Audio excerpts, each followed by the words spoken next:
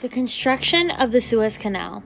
The canal was completed in August 1869, and it provided the shortest maritime route between Europe and the lands around the Indian and Western Pacific Oceans. The construction of the canal led to the growth of settlements in an area that was originally relatively uninhabited. Since its construction, the Suez Canal Company was owned by the joint British-French enterprise. The Aswan Dam was designed to control the Nile's floodwaters and provide electricity and water to the Egyptians. The dam was also a symbol of Egyptian modernization. The United States and Britain withdrew their fundings for the dam when Nasser, the president of Egypt, made moves that seemed to be in favor of communism.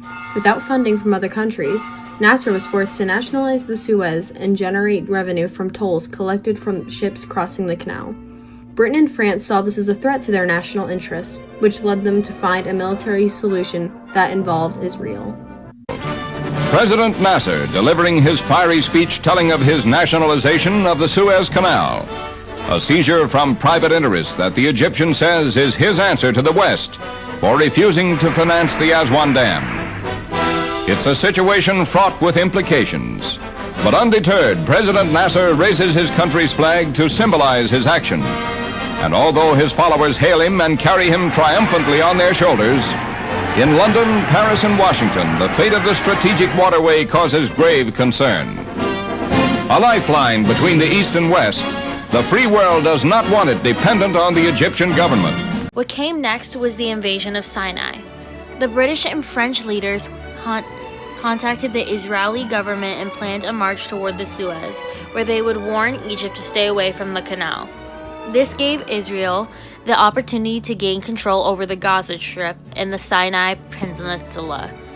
On October 29, 1956, Israeli forces crossed the border and defeated the Egyptian army.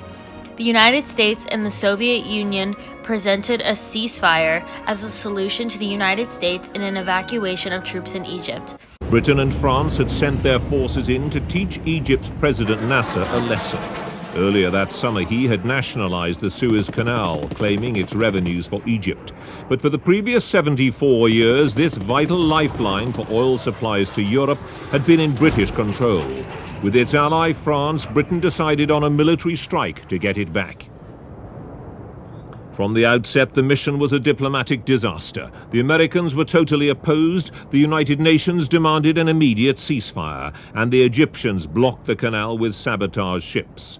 Britain's Prime Minister, Sir Anthony Eden, was pilloried by the opposition, despite protesting his peaceful intentions. The end of the Suez Crisis.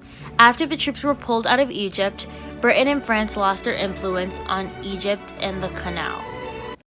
As for President Nasser, he went on to become a third world statesman and one of the most powerful figures in the Middle East.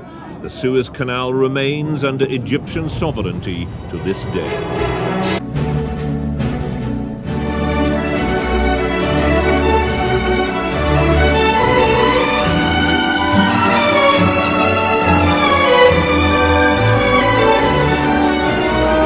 In the Sinai Peninsula.